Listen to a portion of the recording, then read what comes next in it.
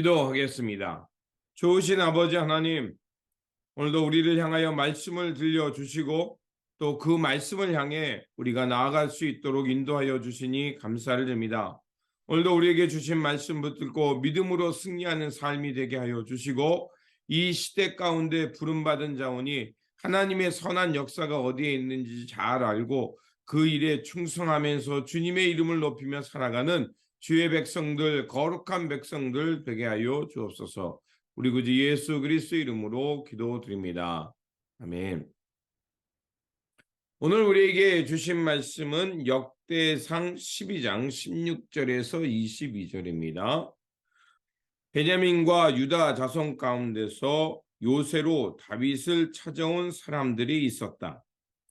다윗이 나가서 그들을 맞이하며 말하였다.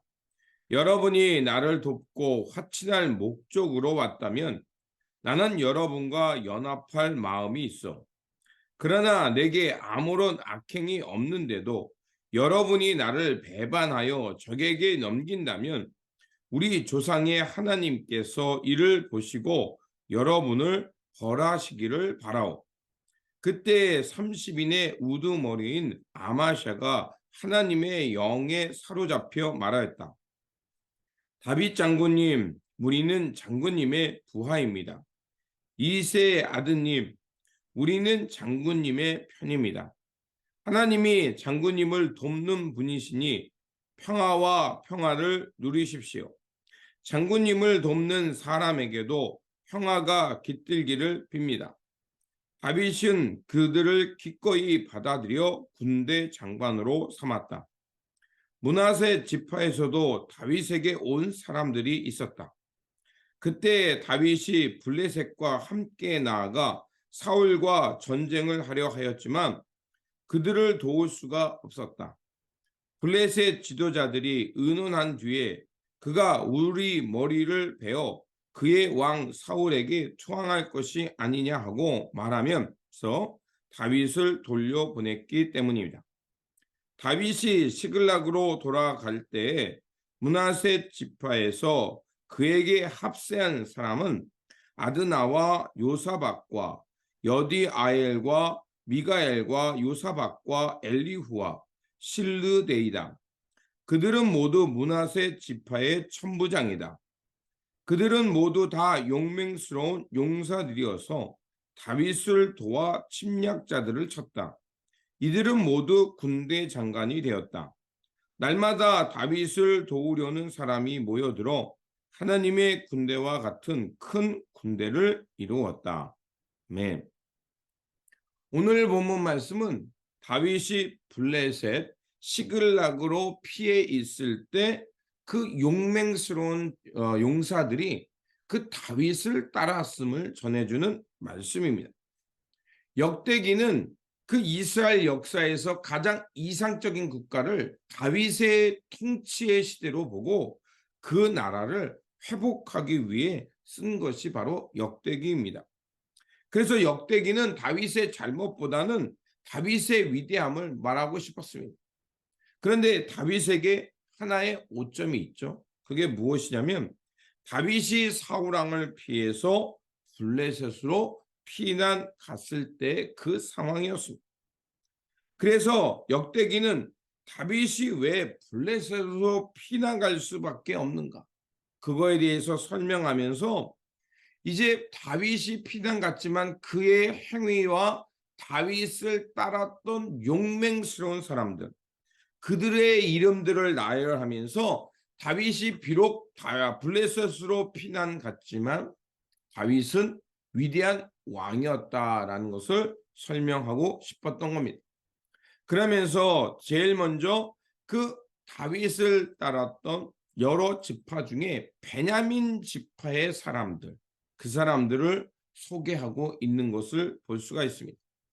읽진 않았지만 2절에서 3절에 보면 그 용맹스러웠던 베냐민 지파 사람들이 다윗을 왜 따랐는가, 또 누가 따랐는가를 얘기합니다. 그들은 어떤 사람이냐면 베냐민 지파 출신으로 좌우 양손의 무리맷돌을 돌릴 줄 알며 화살도 쏠 줄 아는 사람, 그리고 그들은 매우 용맹스러운 용사였다라고 말을 합니다. 베냐민 지파라는 것을 언급하는 이유는 바로 사울이 베냐민 지파 출신이었다는 겁니다. 그러니까 귀족, 왕족으로 불리는 지파였다는 겁니다. 그들은 양손을 잘 썼고 또 물매질과 화살을 잘 쏘는 사람이었다라고 말합니다. 양손을 잘 썼다라는 것은 무엇이냐면 바로 그들이 정예 부대의 사람이었다는 것을 말합니다. 이렇게 용맹스럽고 아주 그 싸움을 잘하는 이들이 다윗을 따랐다는 것은 무엇을 말하겠습니까?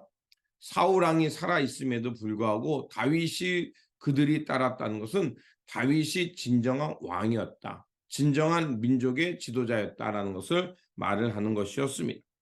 그리고 그 뒤를 따랐던 지파가 갓지파 사람들입니다. 그 8절에 보면 갓지파 가운데 광야에 있는 요새로 다윗을 찾아간 사람들이 있었다. 그들은 용맹스러운 용사들이요 방패와 창을 다룰 줄 아는 싸움에 익숙한 군인들이다. 이렇게 말하고 있습니다. 자, 이것은 무엇을 말하겠습니까? 단순히 베냐민 지파만 따른 것이 아니라 갓지파까지 따라왔는데 그들은 창과 방패를 다룰 줄 아는 익숙한 군인이었다는 거죠. 창과 방패를 다룰 줄 아는 사람들, 그리고 싸움에 능숙하고 다윗을 향해서 언제든지 나아갈 수 있는 부대였다는 것을 말합니다. 그리고 이렇게 베냐민과 유다, 므낫세 지파 다음에 다른 사람들 또다시 언급합니다.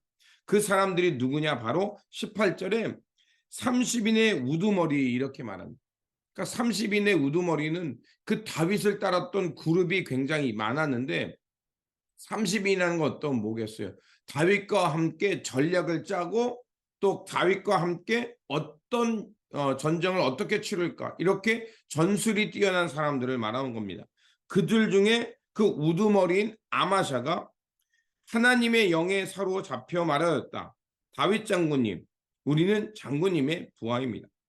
이새의 아드님, 우리는 장군님의 편입니다. 하나님이 장군님을 돕는 분이시니 평화와 평화를 누리십시오. 장군님을 돕는 사람에게도 평화가 깃들기를 바랍니다. 자, 여기서 놀라운 얘기가 말하죠. 지금 다윗을 따르는 사람 중에 그 정예 부대의 우두머리가 그 어떤 사람이었는 걸 말하고 있죠. 근데 그들은 어떠냐면 성령에 사로잡혀 말하였다. 이렇게 말합니다. 그러면서 다윗을 장군으로 내세울 뿐만 아니라 하나님이 장군님을 돕고 있다. 이 얘기를 하게 됩니다. 그러면서 다윗은 그들을 받아들였을 뿐만 아니라 군대 장관은 뭐겠어요? 지휘권이 그들에게 있다는 것을 말하겠죠. 그렇게 지도자로 리더로 세웠다는 것을 볼 수가 있습니다. 자, 이런 얘기들을 보면 놀랍습니다.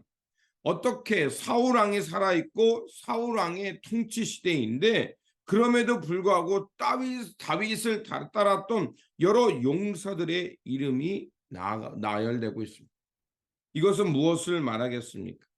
다윗이 블레셋으로 피난 갈 수밖에 없는 정당성을 이야기할 뿐만 아니라 다윗은 그들을 받아들였고 그들을 하나님의 군대로 세웠을 뿐만 아니라 그들에게 그 군대의 통치권을 맡겼음을 말합니다. 바로 다윗의 위대함을 간접적으로 설명하는 거죠. 다윗은 다양성과 포용성을 가지고 있었고 그렇게 하자 하나님의 영이 함께했고 하나님이 함께함으로 그들의 군대가 점점 강성해졌다라는 것을 말하고 있습니다. 일이 이렇게 가능할 수 있었던 것은 바로 성령, 하나님의 영이 그들과 함께했기 때문이라고 말합니다.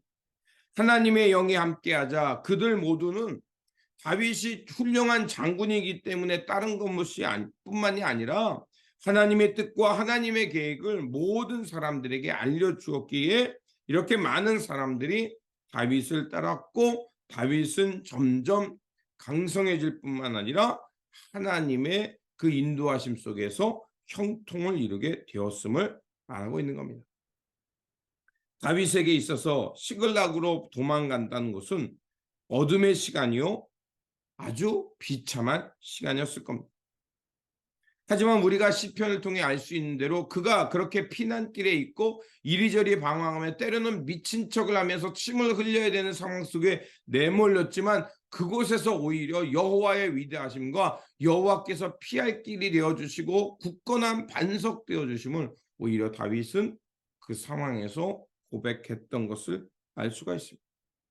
그가 이렇게 위대한 고백을 하며 하나님께서 자신을 보호해 주실 것이라는 신뢰를 가질 수 있었던 것은 바로 하나님이 위기 때마다 또 고난이 있을 때마다 그를 지키셨던 것을 경험했기 때문이었습니다. 그래서 우리가 잘 알고 있는 다윗이 고백했던 시편 중에 하나가 바로 시편 23편. 여호와는 나의 목자시니 내게 부족함이 없으리라는 그 고백과 또 18편에 여호와는 나의 반석이요 피할 요새다. 이런 고백이 바로 다윗이 이러한 상황 속에서 하나님이 함께 하신 임마누엘을 경험했기 때문입니다. 우리 인생 속에도 우리가 까닭없이 고난을 받을 수가 있고요.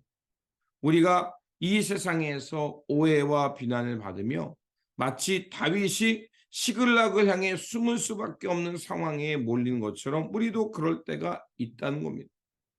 그런데 제 자신을 돌아봐도 그렇게 우리의 삶 속에 어둠이 몰려 있을 때 나는 알지 못했지만 하나님 나에게 왜 이런 고통을 주십니까? 라고 탄식하며 하나님의 부재라고 생각했지만 그런데 시간이 지나고 보면 그런 상황 속에서도 하나님께서 하나님의 까마귀를 통해서 먹이시고 입혔을 뿐만 아니라 하나님께서 우리에게 쉼과 또 우리와 동행하심을 통해서 마치 엘리야가 호렙산에 이른 것처럼 하나님의 나라를 향해 묵묵히 나아갈 수 있도록 우리를 인도하시고 보호하셨다는 것을 경험합니다.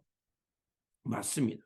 우리 삶 속에 어둠과 또 절망의 상황이 온지만 그러나 그 속에서 오셔서 선한 목자 되어주시고 우리의 피할 바위와 요새가 되어주시는 성령님이 계시다는 것, 그것을 기억해야 될 줄 믿습니다. 우리가 아무리 난처하고 벼랑 끝으로 몰린다 할지라도 우리가 기도하면 하나님이 일하실 뿐만 아니라 하나님께서 우리와 동행해 주시고 우리의 굳건한 반석이 되어 주시고 우리가 깨달아야 할 것입니다. 오늘 말씀을 통해 우리가 그것을 깨닫는다면 또 우리가 그것을 생생하게 경험한다면 우리는 틀림없이 우리에게 주어진 이 삶 속에서 내가 혼자가 아닌 하나님이 나와 함께 하실 뿐만 아니라 나와 함께 이 길을 걸어가는 동료와 하나님의 군사들이 하나님의 백성들이 옆에 있다는 것을 보게 될 것입니다. 그러므로 오늘도 우리와 함께 하시는 임마누엘 그 하나님을 기억하면서 한 번에 한 걸음씩 주님과 동행하면서 다시 한번 하나님이 그 길을 혼자 가는 게 아니라 옆에 또 믿음의 동역자가 있다는 것을 발견하면서 용기 있게 오늘도 믿음의 길을 살아가는 저와 여러분들이 되시기를 주님의 이름으로 축원드립니다. 기도하겠습니다. 우리의 굳건한 반석과 요새가 되어 주시는 하나님, 다윗이 환난과 고난 속에서도 항상 하나님을 경외하며 또 하나님의 길을 따르며 형통의 삶을 살 수 있었던 것은 다윗은 그 다윗 자신과 동행하여 주시는 선한 목자 또 선한 반석이 되어 주시는 하나님이 계심을 그는 고백했기 때문입니다. 오늘 우리가 살아가는 삶에 여전히 혼돈과 공허가 있지만 그러나 그곳에 오셔서 그 불의와 싸워주시고 고난길에 우리를 보호하시는 선한 목자와 굳건한 반석 되어주시는 하나님이 계심을 믿습니다. 그러한 이 믿음을 발견했사오니 오늘도 우리에게 주어진 이 삶 속에서 임마누엘 하나님과 함께 동행하면서 주의 길을 걸어내는 사람들이 되게 하여 주옵소서. 우리가 하나님의 보호 속에 있다는 것을 발견할 때 우리를 지키시고 보호하시는 하나님이 계실 뿐만 아니라 우리와 함께 이 믿음의 길을 걸어가는 동역자들이 있음을 알게 하여 주셔서 그래서 오늘도 우리에게 주어진 이 삶 속에서 용기 있고 하나님의 선한 역사를 향해 살아가는 주의 백성들, 깨어있는 백성들, 믿음의 백성들 되게 하여 주옵소서. 오늘 일상을 주님 손에 맡깁니다. 하나님께서 친히 우리와 함께 하여 주시고 인도하여 주시고 믿음의 동역자들과 함께 그 길을 용기 있게 살아갈 수 있도록 지켜 주시옵소서. 우리 구주 예수 그리스도의 이름으로 기도드립니다. 아멘.